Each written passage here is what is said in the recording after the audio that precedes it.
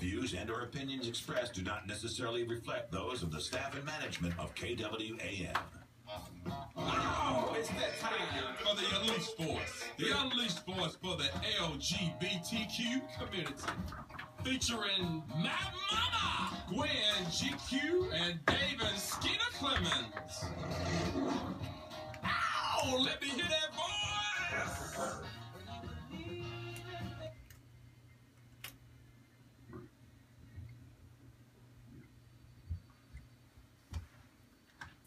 Ow! This is the S to the K to the double E to the T to the E to the R. Sitting here with the G to the Q. Sitting here with my boo thing, Dr. Gooch, and we in the house, and we are fired up. And I've been waiting on you at the door.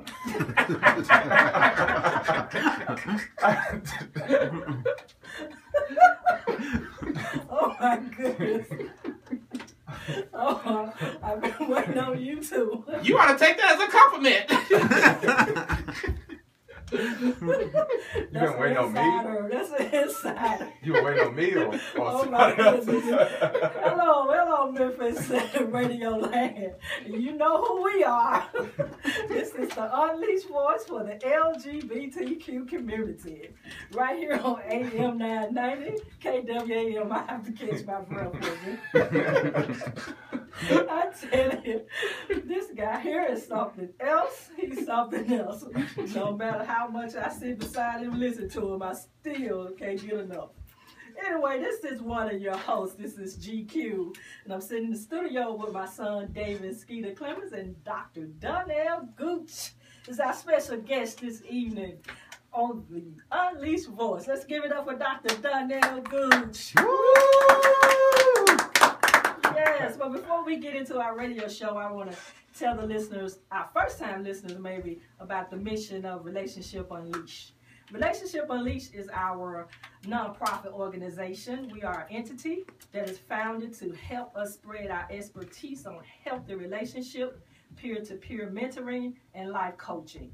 And we use the Unleashed Voice radio show as our brick to reach a broader audience to build a better society that is void of discrimination, prejudices, and inequality.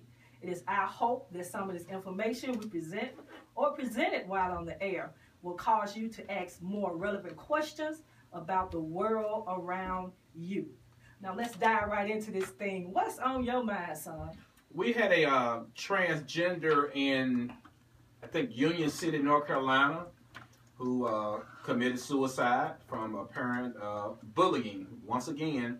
So here we go again with cruel people putting off their belief on other people to make them hate themselves, to make them ultimately take their own life. And this is a shame, and it has to stop. You have no authority and no power over anyone to bully them because they are different from you. Wow. You know, I'm glad that our radio show is heard all around the Mid-South, and I'm sure we can reach our listeners that's in our sister states, Mississippi, Arkansas, Alabama, Kentucky, and I just really think that it's a shame. It's a shame and a disgrace that all of these legislators are panicking and running and passing these laws that allow discrimination against the LGBTQ community. It reminds me, and I'm going to say it for the record, this is 2015, and I promise you in the next 5 to 10 years, we're going to look back and you're going to realize that you actually experienced and witnessed a group in your society, your modern day society, be discriminated against to this broad spectrum kind of. It reminds me of the 60s almost. The laws that they're passing, you have instances where if an ambulance show up at your door and this person believes that he has a right to deny services to you, they can do it.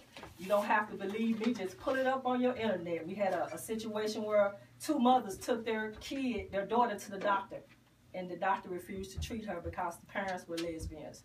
So this is the society we're living in, and you guys better wake up.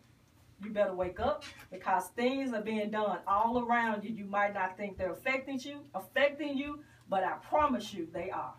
Well, it's time to speak up. If you're a coward, go back into your cave and hide.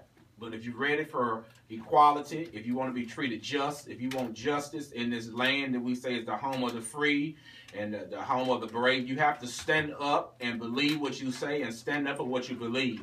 It's time out for scary people. If you're scared of who you are, it's time for you just to go back and hide. But if you're ready to fight this fight for equality, stand up.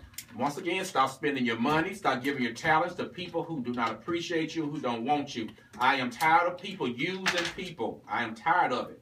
And it's going to get worse when the legislation and when the Supreme Court passes this marriage equality bill. It's going to get worse here in the state of Tennessee. And so we're going to have to stand up as people, as citizens, taxpayers, all the above. We're going to have to stand up and fight for our right to be who we want to be.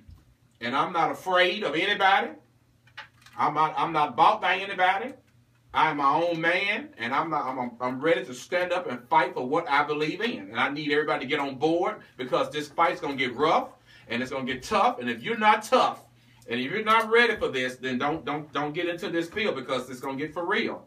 It's going to get for real. But enough of that because I might cuss on the air and I don't want to cuss. We don't want you to cuss. Because I feel like cussing now. No, it's not enough. Dr. No, Gooch, okay. I want to cuss. And Wednesday night, our church, we saw a magnificent documentary about the Black experience. And it was it chronicalized the movement in the eastern states of the United States, particularly Maryland, from 2008 up until 2012. It was about 12, and it showed the movement that and the fight that they had to go to pass the legislation for same-sex marriage in that region.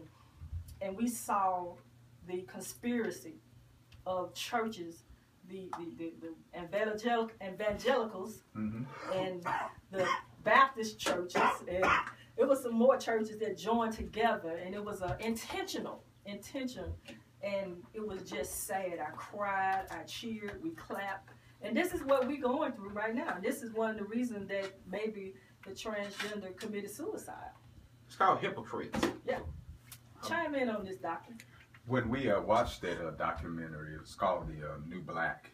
I encourage a whole lot of individuals, please go out and see that movie. It is really, really instrumental and heartbreaking to know that you do have people in the 21st century with these particular viewpoints. But I felt like I was somebody in the room when I saw that documentary. So did I. And the reason being is because most recently, last year, David and I, we went to Washington, D.C. at the White House. And some of those individuals that were in the documentary, we met personally, not just there, but we also met during Holy Convocation last year in Atlanta, Georgia. Right. Sharon Lippman Hicks, Bishop Yvette Blunder. So I felt like I had a personal relationship and connection with those individuals because I can relate now because I actually participated and sat in the room with them and we dialogued and came up with ideas to actually come up with plans to how we're going to tackle and handle these particular issues within our community. So to me, it was more of a personal experience. Again, how we are trendsetters and making history. So I felt like I was a part of the Black History movement. Yeah, I feel like that I'm actually part of it right now, and what we're doing through our soundboard, tackling these religious topics to educate our audience and listeners and empower the LGBTQ community. But we have a short break coming up. Do not change the dial. Stay right here with us on AM 990 KWAM. This is the Unleashed Voice for the LGBTQ community.